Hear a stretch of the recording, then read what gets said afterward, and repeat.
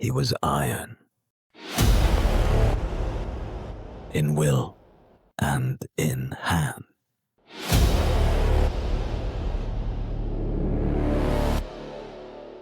And when the choice came, he did not hesitate. Ferrus Manus, the Gorgon.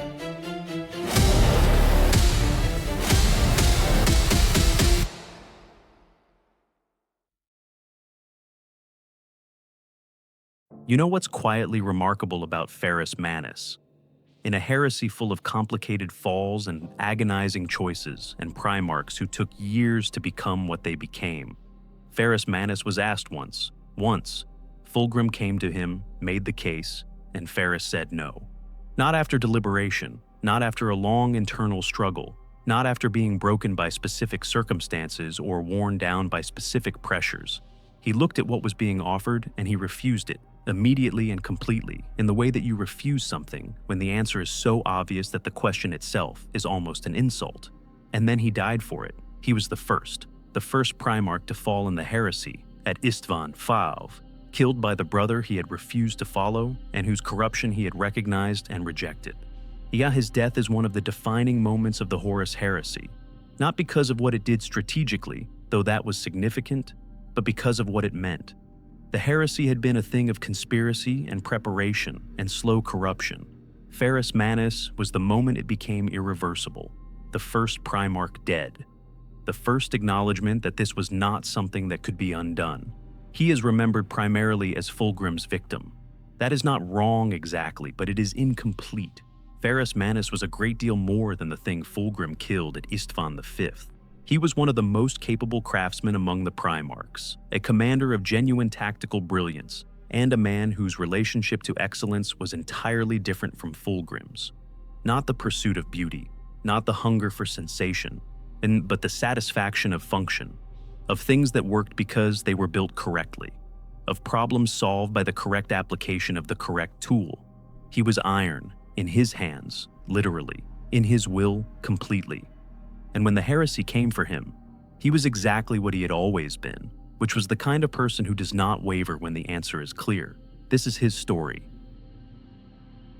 Medusa, the world that made him.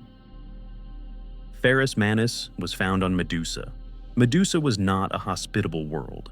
It was a place of extreme and frequent geological instability, a planet whose surface was constantly being remade by tectonic activity, where the landscape changed on timescales that human civilization found extremely challenging to adapt to. The people of Medusa had developed a culture built entirely around this instability, a nomadic existence, clans moving across the ever-shifting surface, survival depending on the ability to read the landscape and respond to its changes faster than the changes could kill you.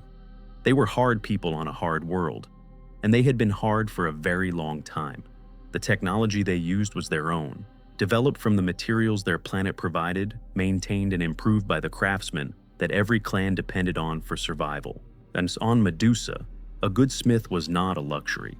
A good smith was the difference between a clan that survived the next geological event and one that did not. The culture that had developed around this necessity valued craftsmanship at a level that few civilizations in the Imperium could match, not as art, not as expression, but as a fundamental practical competence that everything else depended on. Ferrus Manus grew up in this environment, found by one of Medusa's clans as a child, raised in the nomadic existence that the planet required. He was extraordinary from the beginning, in ways that even Medusa's hard standards recognized as beyond ordinary. The physical capabilities of a Primarch were obvious enough, but beyond those, he had something specific to his character, an affinity for making things, for understanding how materials worked and what they could be made to do, for the specific satisfaction of taking raw material and transforming it into something functional. The silver of his hands was acquired on Medusa, though the exact circumstances of how a Primarch's hands came to be encased in living metal are one of the more contested details of his biography. The most consistent account involves a creature called the Megalodon, a vast worm of living silver that Ferrus encountered and killed, whose substance merged with his hands in the process. Whether this is literal or mythologized history, What is not in dispute is the result. Ferrus Manus had hands of silver metal that could shape materials directly, that gave him capacities as a craftsman that exceeded what ordinary tools could provide. And that became one of the most recognizable physical signatures of any Primarch. He used them, constantly, practically, without the exhibitionism that might have accompanied such gifts in a being more interested in impression than in function. The things Ferrus made with his hands were excellent because he understood how to make things excellent, not because he was performing excellence for an audience. The distinction mattered to him. It was, in its way, the core of who he was. Function over appearance, substance over style, the thing that worked over the thing that impressed. When the Emperor found him, Medusa was already a world that Ferrus had shaped, not dramatically, not in the way that some Primarchs transformed their home planets. Oh, but in the specific way of someone who understood that good tools and good organization made the difference between survival and death. He had not conquered Medusa or established a political order over it. He had made it work better, which was, for Ferrus Manus, the highest possible achievement. The Iron Hands, the Legion of the Craftsman. The Iron Hands were the 10th Legion, and they were, in their early history, one of the most technically capable forces in the Great Crusade. Ferrus built them in his own image, not in the sense of creating warriors who were copies of him, but in the sense of building an institution that valued what he valued: technical excellence, the correct application of force at the correct moment, the understanding that a battle won through superior equipment and superior logistics was more reliably won than one won through superior courage, because equipment and logistics could be controlled in ways that courage could not. He worked, constantly. The accounts from the Great Crusade describe a Primarch who spent his non-combat time in the forge, literally in the artificer workshops maintained by the Iron Hands fleet, building and repairing and improving the equipment of his legion. He was not delegating this work. He was doing it himself, with his silver hands, because he believed that the leader of a craftsman culture should demonstrate craftsman competence rather than simply directing it. His relationship with the Mechanicum was one of the more productive in the Great Crusade. The Iron Hands and the Adeptus Mechanicus shared enough philosophical common ground, the value of technology, the importance of understanding how things worked. That cooperation between them was natural rather than forced. Ferrus did not worship the Omnissiah. He was not a man of faith in any direction, but he respected what the Mechanicum had built and what it understood, and that respect was sufficient for effective collaboration. The Iron Hands' tactical approach reflected Ferrus's philosophy. They were not subtle. They were not elegant. They applied overwhelming force at the point of maximum effect. They maintained their equipment to a standard that other legions found excessive, and they won battles by being reliably excellent rather than by being brilliantly innovative. There was a conservatism to their approach, not the intellectual conservatism of someone who feared new ideas, but the practical conservatism of someone who understood that things worked until they were broken, and that broken things needed to be fixed before you improvised. Ferrus had a temper. This is worth noting because it affected the end of his story. The accounts of the Great Crusade describe someone who was not patient with failure, not cruelly, not vindictively, but with the specific impatience of a craftsman who knows what good work looks like and finds the gap between good work and what is actually being produced frustrating. He held his legion to high standards because low standards produce dead warriors and failed campaigns, and he was not interested in either. His friendship with Fulgrim was the most significant personal relationship of his Great Crusade career, and it is one of the more interesting cross-Primarch relationships in the historical record, precisely because of how unlikely it was. Fulgrim was everything Ferrus was not: beautiful where Ferrus was functional, elegant where Ferrus was direct, interested in art and music and the aesthetic dimensions of excellence that Ferrus found secondary at best. They argued constantly about almost everything, and they were close, and genuinely close, not despite their differences, but in some way because of them, each providing a perspective the other lacked, each finding in the other a kind of mirror that showed them something about themselves that their own inclinations obscured. Ferrus was not an introspective man. He did not spend much time analyzing his own nature or questioning his assumptions. He built things, he commanded things, he maintained his standards, and he expected the world to function according to the principles he had developed through long experience.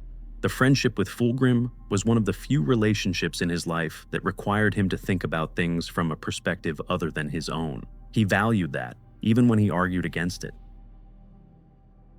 The Refusal, Fulgrim's visit. Fulgrim came to him. This is the moment that, in the context of everything that follows, feels almost unbearably weighted. The Emperor's children. Primarch, already carrying the Layer sword, already changed in the ways that the sword had changed him, coming to the Iron Hand's flagship to make his case to the brother he had been closest to. The accounts of what was said between them during this visit are not comprehensive. What is documented is the shape of the conversation. Fulgrim presenting the argument for Horus's cause, for the view that the Emperor's vision was flawed and that the power available through the Chaos Gods represented something better, something more honest about what the universe actually was. Ferrus listening. Ferrus seeing what had happened to Fulgrim, not in the theological details perhaps, but in the specific quality of a man who had always known how to read people and who could see that the person across from him was not entirely the person he had known. And Ferrus refusing.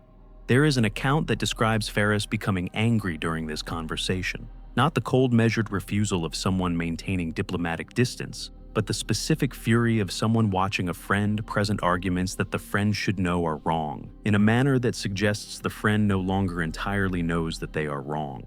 The anger of betrayal, not because Fulgrim had betrayed him personally yet, but because the corruption visible in how Fulgrim was arguing was itself a kind of betrayal of everything they had been to each other. He refused. He did not deliberate. As the accounts that exist do not suggest a Ferrus Manus who wrestled with the decision, who felt the pull of what was being offered, who came close to choosing differently. He looked at what Fulgrim had become, and what Fulgrim was asking him to become, and he said no, with the same clarity that he would have said no to a badly made tool. Whether this makes him morally superior to Primarchs, who struggled more with the choice, is a question worth considering briefly. There is a kind of courage and easy virtue that is different from, and in some ways less tested than, the courage required to resist temptation that genuinely tempts. Ferrus was not tempted. What the heresy was offering was not what Ferrus Manus wanted. The refusal was not a struggle, it was a recognition. After Fulgrim left, Ferrus moved his forces toward Istvaan V. He was responding to reports of the situation there, reports that were part of the trap being laid for him, though he did not know that yet. He moved with the characteristic directness of someone who had identified the problem and was applying the appropriate solution. The appropriate solution, as he understood it, was to bring the full weight of the 10th Legion against the traitors before they could consolidate their position.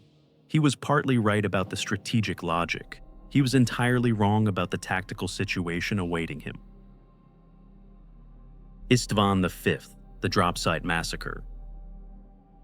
The Dropsite Massacre at Istvaan V is covered in detail elsewhere in this series, but Ferrus Manus' specific role in it deserves its own account. He led the Iron Hands as part of the Loyalist force sent to address the situation at Istvaan V.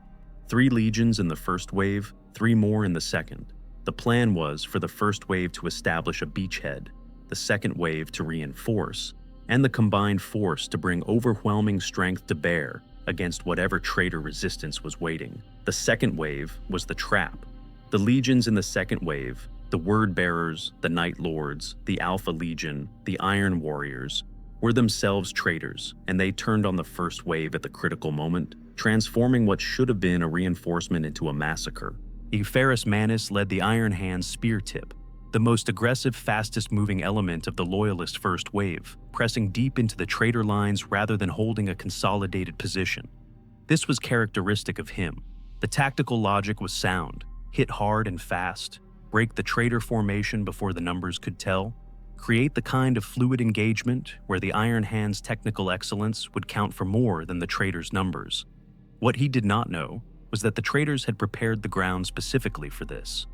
The Istvaan V ambush was planned with the specific participation of the traitor Primarchs, who understood the Loyalist Primarchs, who knew how Ferrus would fight because they had fought alongside him for decades, and who had used that knowledge to construct a trap specifically calibrated to his approach. He pressed forward anyway when the second wave turned. The accounts describe him seeing what was happening, the betrayal unfolding in real time, the scale of it becoming clear, and not retreating.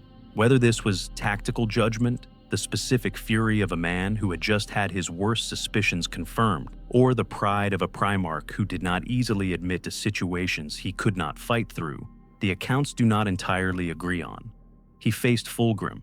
The duel between them is one of the most documented individual engagements of the entire heresy.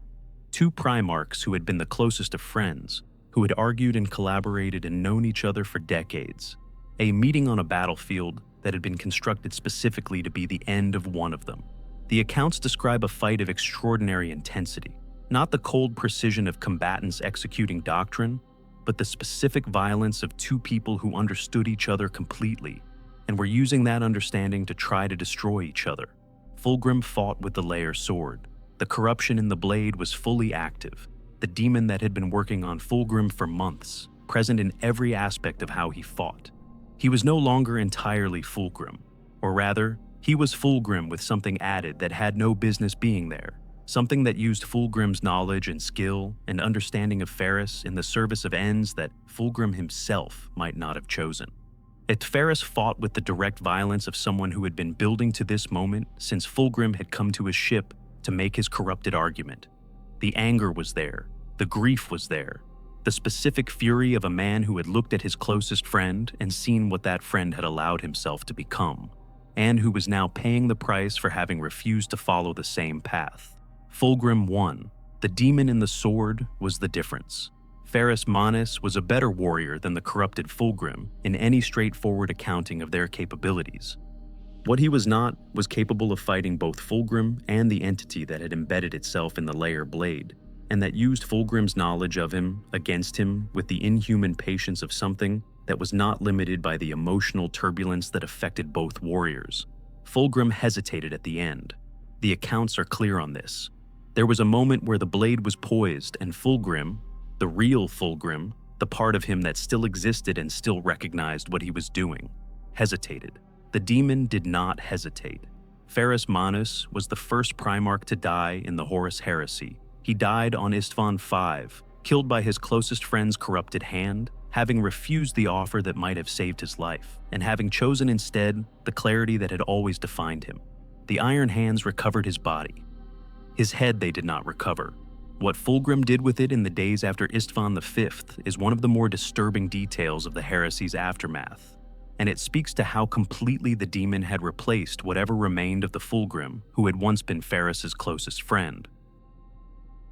The Iron Hands after, the legacy of the Gorgon. The Iron Hands did not respond to Ferrus's death by grieving. They responded by deciding that grief was weakness. This is one of the more consequential theological decisions in the history of any Space Marine chapter, and it flowed directly from what Ferrus had always been. The man who valued function over feeling, who held his standards high because high standards produced results and low standards produced failure. The Iron Hands, processing the death of their Primarch, concluded that what had killed him was the organic, the biological, the emotional, the parts of a being that could be hurt and that could fail.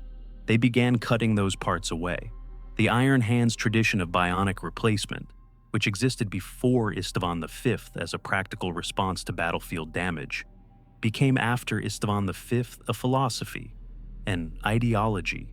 As the flesh was weak, the machine was strong. The appropriate response to the weakness of the flesh was to replace it with something that did not have that weakness.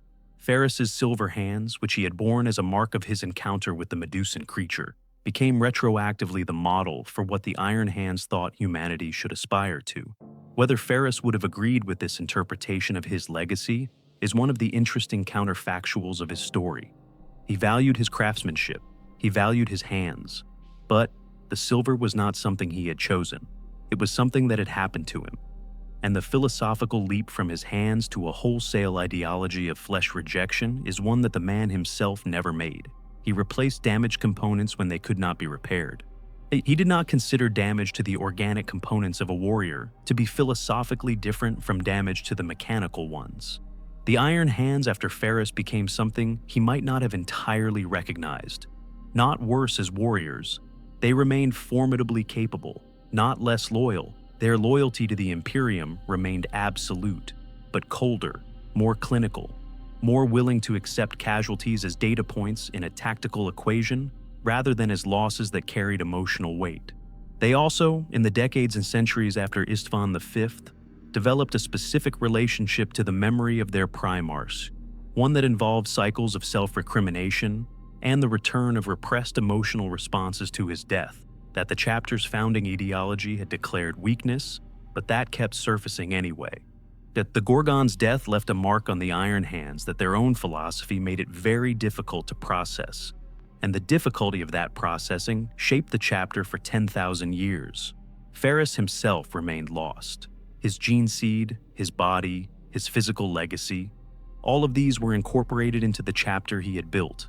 But the man himself, the craftsman who had built things with his silver hands and argued with Fulgrim about the nature of excellence and refused the heresy with the directness of someone who did not need to think about it, that was gone, taken at Istvaan V by the entity in the liar's sword.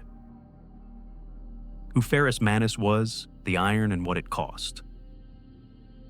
The question that sits underneath Ferrus Manus' story is simpler than the questions underneath Lorgar's or Kersey's, and perhaps harder for that simplicity. He was right.